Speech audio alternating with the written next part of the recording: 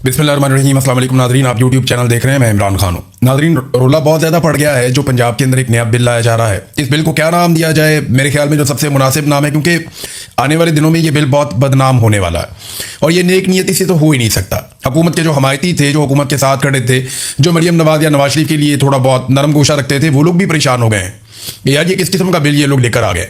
अगर ये इस तरह के कानून बनाएंगे तो कानून की धज्जियां तो उड़ेंगी, इंसानी हकूक अमली तौर पे बिल्कुल ही खत्म हो जाएंगे। तो ये क्योंकि बहुत बदनाम होने वाला है बिल, तो इसका कोई आसान नाम होना चाहिए। तो ये मार्शल लॉ बिल इसका मेरे ख्याल में अब तक मुझे जो समझ आया, आसान तरीन नाम इसका रखा जा सकता है, मार्शल लॉ बिल। और ये पंजाब के अंदर एक तरह से मार्शल लॉ बिल लाया जा रहा है। इसका मुश्किल नाम लेने से बेहतर है इसको मार्शल लॉ बिल ही पुकारा जाए। ये पाकिस्तान में अब एक नया ट्रेंड है, यानी पंजाब के अंदर खासतौर पर खातून civil martial law administrator TikToker Maryam Nawaz साहिबा जो है वो अब एक कानून लेकर आ रही है जो उनका मनपसंद कानून है। इसमें मैंने मनपसंद इसलिए कहा कि जो एमपीए है जिसने ये बिल मुतारिफ करवाया वो खुद मुकर गया। उसने कहा जी मैं तो नहीं लेके आया। यानी ताज़ा अपडेट इसमें यह है कि नून लीगी एमपीए खालिद रांझा, जिनके बारे में कहा जाता है कि वो ये बिल लेकर आए, उन्होंने कहा ये बिल उनका नहीं है बल्कि पंजाब हुकूमत का बिल है और ये कानून वजीर आला पंजाब मरियम नवाज की मुशावरत से लाया गया है। और जो स्पीकर है वो कह रहे हैं जी मुझे तो आगाही नहीं किया गया। यानी पीका का जो कानून है वो भी पीएमएलएन लेकर आई थी नवाज शरीफ के दौरे हुकूमत में, शहबाज शरीफ के दौरे हुकूमत में, इमरान खान साहब के दौर में इस पे काम होने लगा था। और उस दौर में मैंने कहा था कि सख्त कवानीन जरूर बनाए लेकिन सबके लिए बनाए। और फिर सारे सहाफ़ी निकल आए, बड़ा एहतजाज किया गया। अब ये उससे भी घटिया नौयत का एक अजीबोगरीब किस्म का काला कानून मार्शल लॉ बिल वो लाया जा रहा है। और मार्शल लॉ बिल के अंदर क्या होगा इसकी तफसीलात मैंने आपको पहले बताई। कुछ चीज़ें मैं आपको ये बताता हूँ। एक तो जनाब एमपीए साहब मुकर गए, वो कहते हैं मेरा नहीं है, तो ये आप रिकॉर्ड के ऊपर रख लें कि ये बिल जो है मरियम नवाज साहिबा का बिल है, मरियम नवाज साहिबा का पसंदीदा बिल है, वो खुद इसको लेकर आ रही हैं। इससे आपको अंदाजा हो जाना चाहिए कि ये खानदान किस कदर फाशिस्ट रवैया रखता है। अब आ जाए स्पीकर पंजाब असेंबली मलक मोहम्मद अहमद खान। देखें, जो भी कमेटियों के अंदर बिल जाते हैं ना या कानून पास होने के लिए जाते हैं, उनके बारे में स्पीकर को जरूर पता होता है। लेकिन यहां पे स्पीकर पंजाब असेंबली मलक मोहम्मद अहमद खान का Punjab control of habitual offenders bill 2026 से लाइलमी का इजहार। अब वो कहते हैं जब ये बिल ऐवान में पेश हुआ तो मुझे क्यों नहीं बताया गया? बिल पर लाइलमी पर सख्त एक्शन लूंगा। अंग्रेज दौर का नौ आबादियाती कानून जो है, निजाम का जो कानून है वो मुमकिन नहीं है, मलक अहमद खान कह रहा है। मलक अहमद खान कौन है? जनरल बाजवा का बहुत करीबी आदमी, रिजीम चेंज ऑपरेशन के मरकजी किरदारों में से एक। जनरल बाजवा और उनके रिश्तेदारों से बेहतरीन ताल्लुकात बनाकर शरीफ खानदान के लिए रास्ते निकालने वाला मलक अहमद खान। मलक अहमद खान वही हैं जिनके भाई के ऊपर मनी लॉन्ड्रिंग के बड़े सीरियस एलिगेशन थे और उनके ऊपर मुकदमात भी बने थे, लेकिन बाद में अचानक से उनके लिए नरमी हो जाती है जब मलक अहमद खान साहब के जनरल बाजवा साहब अच्छे ताल्लुकात बन जाते हैं। तो नाज़रीन, अब सवाल ये पैदा होता है कि क्या स्पीकर की मंजूरी के बगैर ये बिल कमेटी से मंजूर कराया गया? ये बहुत अजीब बात है ना कि स्पीकर को पता ही नहीं है, बार बार काम हो रहे हैं। तो हर चीज मरियम नवाज के कंट्रोल में है या जो लोग मरियम नवाज को रिमोट कंट्रोल से कंट्रोल कर रहे हैं या वो चीज उनके कंट्रोल में है। अब देखिए ना, मरियम नवाज की सियासी तौर पे तो कोई पहचान नहीं है, सिर्फ उनका वालिद एक वजीर आजम रहा है, वजीर आला रहा है। अपनी सियासी हैसियत उनकी कुछ नहीं है, ना उनकी सियासी सोच है, ना उनके पास जो उनकी कैबिनेट में करीबी उनकी सहेलियां हैं उनमें से किसी की सियासी सोच नहीं है। आप अंदाजा करें ना, वो जो वजीर तालीम जिस आदमी को रखा हुआ है, अब जिस लेवल का वजीर तालीम है उस लेवल को देख के आपको अंदाजा हो जाना चाहिए कि इनकी टोटल कैपेसिटी क्या है। यानी जिस हुकूमत का, जिस कैबिनेट का वजीर तालीम इस लेवल का आदमी हो, आपने शक्ल देखी है उसकी, आपने काम भी उसके सुने, आप उसकी तहरीरें भी पढ़ते रहते हैं, उसके बयान भी सुनते रहते हैं, बंदा सर पकड़ के बैठ जाता है कि ना सर है ना पाऊं है। तो जिनका वजीर तालीम इस नौयत का होगा, जिनकी इंफॉर्मेशन मिनिस्टर को देख लें, बाकी मिनिस्टर्स को आप देख लें, तो आपको उनकी ज़हनी हालत का पता चल जाएगा। तो इनका कोई तजुर्बा तो है नहीं सियासत में, बेचारे बिल्कुल सियासत से नाबल्द हैं। तो इनको लिखकर जो चीज दी जाती है समझते हैं वही ठीक है, जो इनको ब्रीफिंग दे दी जाती है ये पागल हो जाते हैं, उसके ऊपर पता कितना बड़ा काम हो गया। लेकिन जो आदमी थोड़ी सी भी सियासत को समझता है या जिस सहाफी को थोड़ी बहुत भी समझ है, वो सर पकड़ के बैठ गया कि ये इन्होंने किया क्या, ये किस लेवल का कानून ये लोग लेकर आ गए हैं। पूरा निजाम हिल गया है कि भैया आप क्या करना चाह रहे हैं? क्या आप पाकिस्तान को शुमाली कोरिया से भी बदतरीन कोई जगह बनाना चाहते हैं? क्या आप डिक्टेटरशिप से भी आगे किसी जगह पे जाना चाहते हैं? जनाब एमपीए मुकर गया, कहता है जी मेरा नहीं है, मरियम नवाज का है, मरियम नवाज ने खुद बनाया था, पंजाब हुकूमत क्या, मैं कल्ला नहीं है। और जो मलक अहमद खान साहब है वो कहते हैं मुझे तो पता ही नहीं था इसके बारे में, ये चीज भी हो रही है। यानी और इसको जो है वो जोड़ा गया अंग्रेज दौर का नौ आबादियाती निजाम, ये उस तरह का एक कानून है जो ये लाया जा रहा है पंजाब के अंदर। अब इसके ऊपर ना लोग अलग अलग राय दे रहे हैं। जो बहुत करीबी लोग हैं पीएमएलएन के, नवाज शरीफ के, मरियम नवाज के, वो लोग भी बेचारे बोलना शुरू हो गए। यानी वो सहाफी जिन्होंने बहुत सपोर्ट किया वो बेचारे भी बोल रहे हैं कि यार ये क्या मुसीबत है। अब यहाँ पे जो है वो नजम सेठी का स्टेटमेंट बहुत इंटरेस्टिंग है। वो ये कहते हैं कि आज ये हुकूमत में बैठे हुए हैं, कल ये अपोजिशन में इन्होंने जाना ही जाना है, तो फिर की करोगे तुसी? इन्होंने पंजाबी में उन्होंने पूछा, फिर एक नज़म भी उनको सुना दी। तो उन्होंने कहा मुस्लिम लीग नून को ये बात समझ आ जानी चाहिए ये पहले भी मुश्किल हालात से गुजरे हैं और ये फिर भी गुजरेंगे। तो तारीख बड़ी जालिम होती है। यही सारे कवानीन जो है ना, चाहे पीका है, चाहे टीका है, ये जो भी है ना, इनके ऊपर ही लगने, ये मार्शल लॉ बिल भी इनके ऊपर ही लगना। ये जितने आप सख्त से सख्त कवानीन बनाएंगे ना, ये मुड़ के आपके ऊपर ही आएंगे, क्योंकि बारी बारी सबकी बारी। जब तक पाकिस्तान में मिलिट्री एस्टेब्लिशमेंट का एहतसाब नहीं होगा ना, तब तक पाकिस्तान में सब लोग जद में आते रहेंगे इसी तरह के जालिमाना कवानीन के। तो नाज़रीन, अब ये अच्छा, इसमें एक इस्तिस्ना भी है। एक और बड़ी इंटरेस्टिंग बात जो है इसके अंदर, इसमें एक इस्तिस्ना भी है। कौमी पॉलिसी जिसके तहत बड़े मनसब पर फाइज शख्सियात, उन्हें इस्तिस्ना दे दिया गया इसके अंदर भी कि जनाब बाकी सारे तो जो है समाज दुश्मन हो जाएंगे, बाकी सब पे तो ये मार्शल लॉ बिल लगेगा, लेकिन ये जो है ना बड़े बड़े लोग जो है उनके ऊपर नहीं लगेगा। इस तरह जो पंजाब में तैयार किया गया जो नया कानून है, इसके तहत भी हुकूमत और अहलकारों को गुड फेथ में इससे इस्तिस्ना होगा और इनके खिलाफ कोई कानूनी कार्रवाई नहीं हो सकेगी। आप अंदाजा करें, आम आदमी की मंजी ठोक दो, अपोजिशन की ऐसी तैसी कर दो, गरीब आदमी को रगड़ा लगा दो, कोई सोशल मीडिया पे नौजवान आवाज उठाए तो उसका पूरा घर तोड़ दो, जो मर्जी उसके साथ करो। लेकिन जब कोई सरकारी मुलाजिम करे या हुकूमत करे तो आपके लिए गुड फेथ में किया है। यानी वो एक टाटा कुत्ता टॉमी था, साडा कुत्ता कुत्ता, ये एक मिसाल थी, आपको याद होगी। थोड़ा अर्सा पहले अली अमीन गंडापुर ने भी एक मिसाल दी थी कि हम नाचें तो ये और तुम नाचो तो वो। तो हर एक की तरह की अपनी अपनी ज़ुबानों में, पश्तो में अलग है, अंग्रेजी में अलग है, उर्दू में अलग है, तो बहुत सारी मिसालें बनी हुई हैं। तो मैं हैरान होता हूं कि ये सबके लिए अलग अलग कानून कैसे बना सकते हैं। एक मुल्क के अंदर अलग अलग कानून तो नहीं होते कि हुकूमती आदमी अगर ये गांदो मारेगा तो उसको माफ है, आप ये सोचेंगे गुड फेथ है, यार को अच्छा सोच के कहा होगा। लेकिन कोई और आदमी अगर कोई सही बात भी कहेगा, इसने जरूर बुरा सोचा होगा। अब ये नियतों का फैसला करना शुरू हो जाएंगे, अपनी अदालतें खुद लगाएंगे, जजेस नहीं लगाएंगे, इनके अपने सरकारी मुलाजिम अदालतें लगाएंगे, अपनी अदालतें खुद लगाएंगे, खुद ही फैसले सुनाएंगे और खुद ही उस पर अमल दरामद भी करवाएंगे। ये पाकिस्तान के अंदर खासतौर पर पंजाब में करने जा रहे हैं। मियां दाऊद साहब है एक वकील, और उन्होंने, मियां दाऊद एडवोकेट ने इसकी चंद चीजें हाईलाइट की हैं। और जो चीजें उन्होंने हाईलाइट की हैं ना, वो 13 आर्टिकल हैं आइन के। आइन पाकिस्तान के 13 ऐसे आर्टिकल हैं जो बुनियादी हकूक से मुताल्लिक है, उनकी खिलाफ वर्जी कर रहा है ये मार्शल लॉ बिल। तो मियां दाऊद एडवोकेट के मुताबिक आइन का आर्टिकल 4 यानी मुसावी कानूनी हक, वो छिन जाता है इससे। आर्टिकल 9 जिंदगी और आज़ादी का हक छिन जाता है। आर्टिकल 10 गैर कानूनी गिरफ्तारी और नजरबंदी से तहफ़्फ़ुज़, ये भी छिन जाता है। आर्टिकल 10A फेयर ट्रायल का हक भी चला जाता है। आर्टिकल 13 दोहरी सजा हो जाती है इसमें। आर्टिकल 14 इज्जत नफ्स का तहफ़्फ़ुज़ नहीं रहता। आर्टिकल 15 नकलो हरकत की आज़ादी नहीं रहती। आर्टिकल 16 इकट्ठे होने की आज़ादी नहीं रहती। आर्टिकल 17 सियासी सरगर्मियों की आज़ादी नहीं रहती। आर्टिकल 18 कारोबार की आज़ादी नहीं रहती। आर्टिकल 19 इजहार राय की आज़ादी खत्म। आर्टिकल 23 और 24 जायदाद खरीदने इस्तेमाल करने का हक खत्म, क्योंकि तब्ती हो जाना सारा कुछ। और इसके अलावा भी ये बताते हैं कि आइन के आर्टिकल 175 सब आर्टिकल 3 अदलिया और इंतजामिया को अलग करना की भी खिलाफ वर्जी है।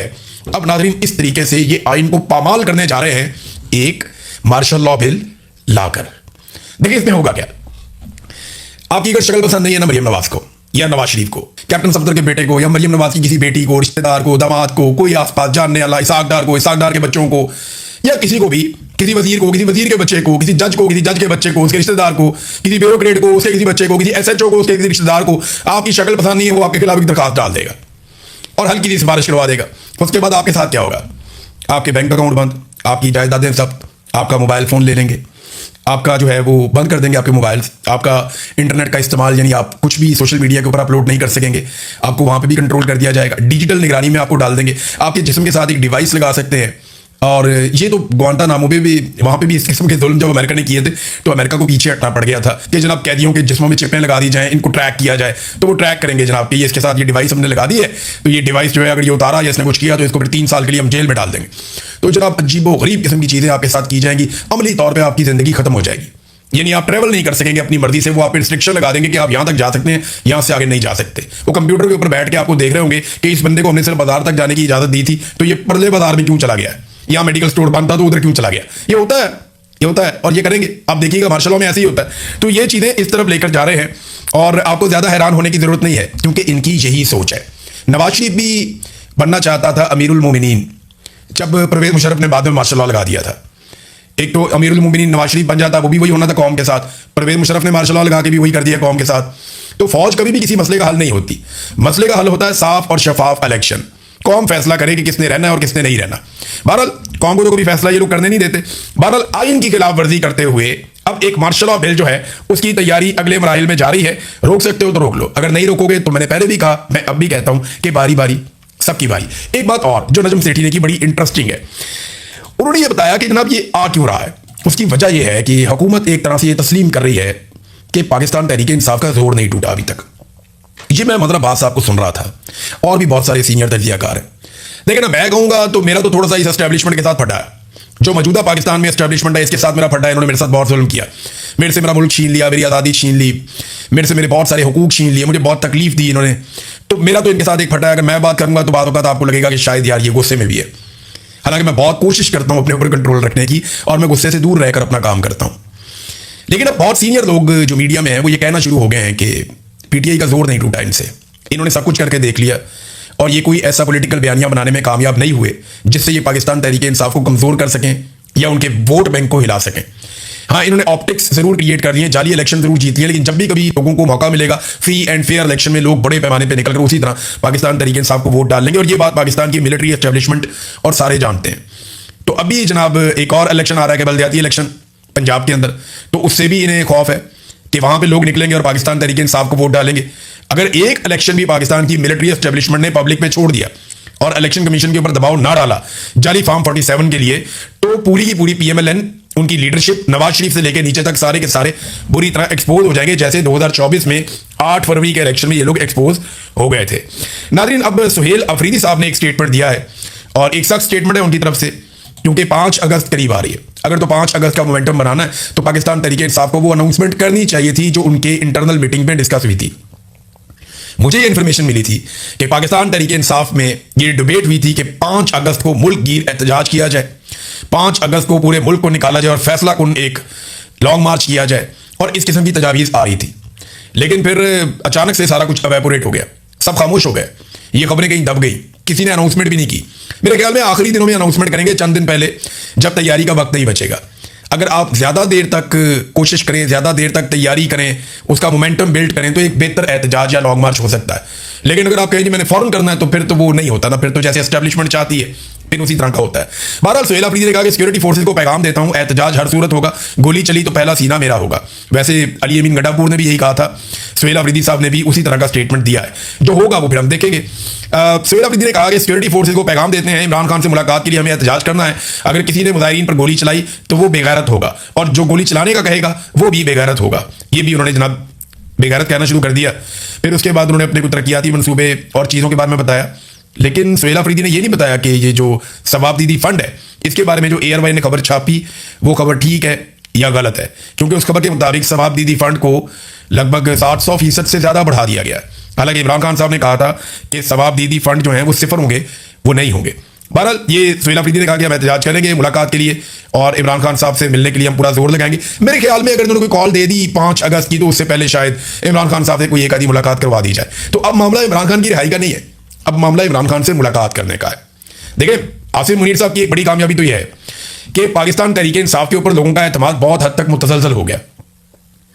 अब हम ये बार बार सुनते हैं कि जनाब इमरान खान की फैमिली को कोई किरदार अदा करने दिया जाए जब तक कि इमरान खान साहब जेल से बाहर नहीं आ जाते, इसलिए कि वर्कर अब लीडरशिप से अब वो एनर्जी ले ही नहीं रहा। उसे लगता है कि जो सबसे मेन आदमी है इमरान खान, उसके लिए लीडरशिप काम नहीं कर रही, और इमरान खान की फैमिली के अलावा शायद कोई वफादार बचा नहीं है। ये अब कारकुनों के अंदर सोच पैदा हो गई, और अब ये मुतालबा भी आपको सोशल मीडिया पर नजर आता है। अच्छे खासे पाकिस्तान तहरीक इंसाफ के लीडर है जो कह रहे हैं कि इमरान खान साहब की फैमिली को आगे किया जाए और वो एहतजाज को लीड करें जब तक इमरान खान बाहर नहीं आ जाते। अब इस किस्म की बातें जो हैं वो इमरान खान साहब की पार्टी के अंदर से हो रही हैं, और कारकुन इसके ऊपर बड़ा जोर भी दे रहे हैं। तो ये एस्टेब्लिशमेंट की कामयाबी है कि एक तो उन्होंने लीडरशिप को काफी मुतनादे कर दिया, और दूसरा उनकी कामयाबी ये है कि लीडरशिप के जो मुतालबात थे वो इमरान खान साहब की रिहाई, उनकी आज़ादी, उनके ऊपर जाली मुकदमात का खात्मा, मैंडेट की वापसी, इन चीज़ों से हटकर वो यहां तक आ गए कि जनाब इमरान खान साहब को अस्पताल ले जाएं और जनाब आप हमारी इमरान खान साहब से एक मुलाकात करवा दें। यानी वो मुतालबात जो एक पीक थी उनकी, वो बहुत ऊंचे लेवल के मुतालबात थे, वो अब बड़े निचले लेवल तक आ गए, और ये मिलिट्री एस्टेब्लिशमेंट ने अपने जुल्म के जरिए से किया है। और पाकिस्तान तहरीक इंसाफ की लीडरशिप एक एक कदम करके पीछे हटती रही मुफाहमत के चक्कर में, और आज अब वो वहां खड़े हैं कि वो कोई बड़ा मुतालबा भी नहीं कर रहे। नाज़रीन, अमेरिका और ईरान के मुज़ाकरात अब कतर में शुरू होने जा रहे हैं। ये एक बड़ी डेवलपमेंट है, और इसमें जो खबर है मेरे पास वो ये है कि अमेरिका ने और ईरान ने एक दूसरे के ऊपर दोबारा से हमला किया, और उसके बाद दोहा के अंदर अब मुज़ाकरात होंगे अमेरिका के और ईरान के, और ये बराह रास्त मुज़ाकरात होंगे, और एक हॉटलाइन भी कायम की जाएगी अमेरिका की और ईरान की फोर्सेस के बीच में। यानी इन दोनों फौजों के बीच में एक हॉटलाइन कायम की जाएगी ताकि किसी भी हंगामी सूरत हाल में जवाबी हमला करने से पहले ये एक दूसरे से रब्ता करके पूछ लें कि जनाब ये काम आपने किया है या कोई तीसरा कर गया है। तो ये एक अच्छी बात है ये हो जाना चाहिए। और ये कतर की तरफ से एक आइडिया है, इस पर अगर अमल दरामद होता है तो ये जरा बेहतर रहेगा, एक बड़ी लड़ाई से बचने में मददगार भी साबित होगा। दो चीजें हैं जहां पे सारी अटेंशन है। नंबर एक, ईरान का जो एटॉमिक प्रोग्राम है उसके ऊपर बात होगी, और नंबर दो जो है वो आबना हुर्मुज़ को किस तरीके से और कैसे खोलना है उसके ऊपर भी, या खुला कैसे रखना है, उसका फ्यूचर क्या होगा उसके ऊपर बातचीत होगी। बाकी तो सारे मामला ईरान के फायदे के हैं। अमेरिका के नुक्ता नज़र से तो ये दो चीजें इंपॉर्टेंट है, बाकी ईरान के फायदे की चीजें। बहरहाल मंगल से दोबारा ये बातचीत शुरू होने वाली है, और आज इमरान खान साहब के दो केसेस इस्लामाबाद हाई कोर्ट में लगे हुए हैं, जिनमें इमरान खान साहब की कैद तन्हाई के हवाले से अलीमा खानम और बुशरा बीबी की कैद तन्हाई के हवाले से उनकी बेटी ने केस किया हुआ है। तो आज देखते हैं कि उन केसेस का क्या बनता है इस्लामाबाद हाई कोर्ट में।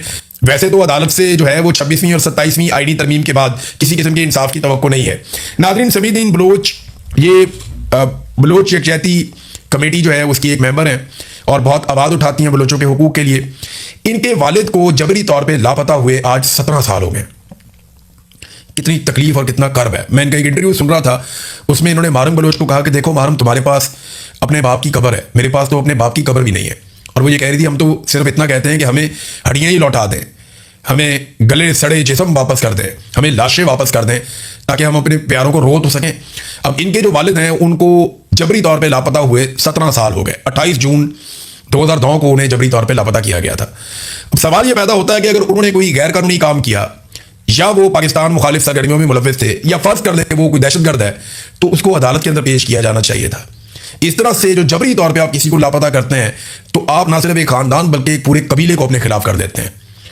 अगर आप कानून के मुताबिक लाकर चीज़ों को साबित करें तो लोग सोचें भी कि जनाब कोई आदमी गलत करता है तो उसके साथ गलत होता है। लेकिन जब आप बगैर अदालत के एक अपना ही आप मावरा अदालत कार्रवाइयाँ शुरू कर देते हैं तो उसका नतीजा कभी भी अच्छा नहीं निकलता। अब तक के लिए इतना ही। अपना ख्याल रखिएगा, अपने इस चैनल का भी। अल्लाह हाफ़िज़।